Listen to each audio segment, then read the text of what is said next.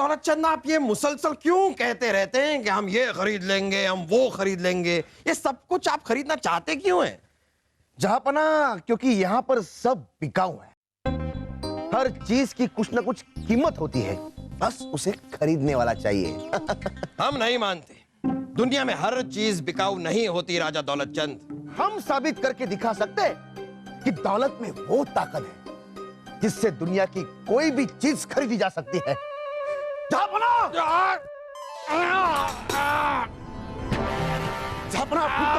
हमारा सर घूम क्यों रहा है?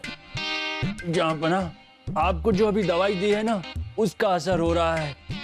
आपको नींद आ रही है, बाकी सब ठीक है। दौलत चंद जी, हम आपके आभारी हैं, आपके शुक्रगुजार हैं। दौलत चंद जी, आपने हमारी जान बचाई, हमारी जान बचाई है आपने, इसलिए हम आपको कोई तोहफा, कोई इनाम देना चाहते हैं। आप तो जानते हैं बादशाह अकबर कि हमें जो चाहिए होता है हम खरीद लेते हैं, लेकिन आप हमारे बहना के पति देव हैं, इसलिए आपकी इच्छा हम जरूर पूरी करेंगे। फिलहाल तो सोचा नहीं है हमने कि आपसे क्या मांगे, लेकिन जल्द ही सोचकर जरूर बताएंगे। ठीक है, तो हम आपको सोचने का वक्त देते हैं। बीरबल, बीरबल, अगर हमारे जागने से पहले राजा दौलत चंद आपसे कुछ मांगे तो आप उन्हें दे दीजिएगा। हम आपकी जुबान की आन रखेंगे। हमें बीरबल चाहिए। दौलत चंद जी, हमने आपको बीरबल दिया। लेकिन दौलत चंद जी, अगर इस तरह आप हमें अपने दरबार में ले गए तो आपके राज्य के लोग क्या कहेंगे कि आप बीरबल को मांग कर ले आए? तो आपकी तो आदत है ना चीजों को खरीदने की, तो खरीद लीजिए बीरबल को। लगाइए बोली बीरबल की, बताइए क्या कीमत देते हैं आप राजा बीरबल की? अरे दे दी बीरबल, दे दी, तुम्हारी मुंह मांगी कीमत दे दी। महाराज की जय हो। सेनापति देवेंद्र प्रताप, आप यहाँ? क्षमा करें महाराज, अगर बात इतनी महत्वपूर्ण ना होती तो मैं। क्या हुआ देवेंद्र? बात ये कि हमारा पड़ोसी राजा, राजा गोरखनाथ एक बेहद ही जालिम राजा है। हम चाहते हैं कि हम राजा गोरखनाथ की प्रजा को उसके अत्याचारों से, उसके जुल्मों से आजाद करवाएं।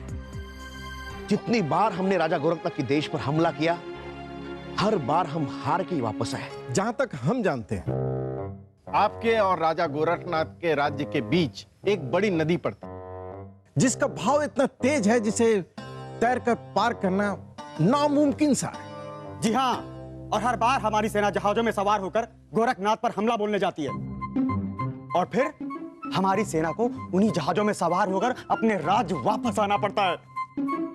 तो बीरबल मालिक, बताए कुछ ऐसी तरकीब जिससे ये सिलसिला एक ही बार में खत्म हो जाए। अगर आप कहें तो हम आपके हाथ पैर दबा देते हैं मालिक, लेकिन हमसे कोई तरकीब वरकीब की उम्मीद मत करिए, क्योंकि मालिक आपने बीरबल को खरीदा है, बीरबल की बुद्धि को नहीं खरीदा मालिक।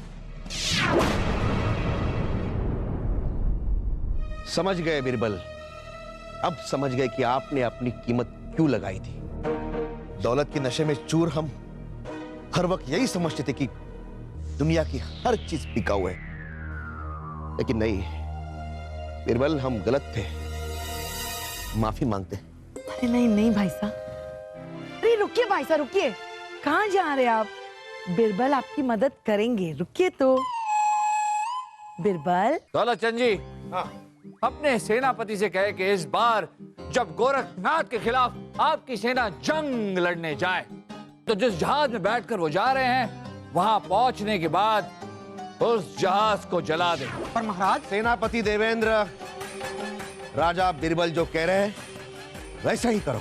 बीरबल, आपकी तरकीब में ऐसा क्या था जो जंग ये इतने सालों से नहीं जीत पाए, वो एक बार में जीत गए? जहांपना, हमने तो सिर्फ मनोविज्ञान का प्रयोग किया। इनकी सेना जब भी जंग लड़ने जाती थी, तो उनके पास वापस आने का विकल्प होता था। इंसान के पास जब भी कोई विकल्प होता है ना जापना, तो उसकी इच्छा शक्ति कमजोर हो जाती है। हमने उस विकल्प को ही मिटा दिया, जला दिया उस जहाज को। करो या मरो की स्थिति हो गई थी, और ऐसी स्थिति में इनकी सेना को जंग जीतनी ही थी।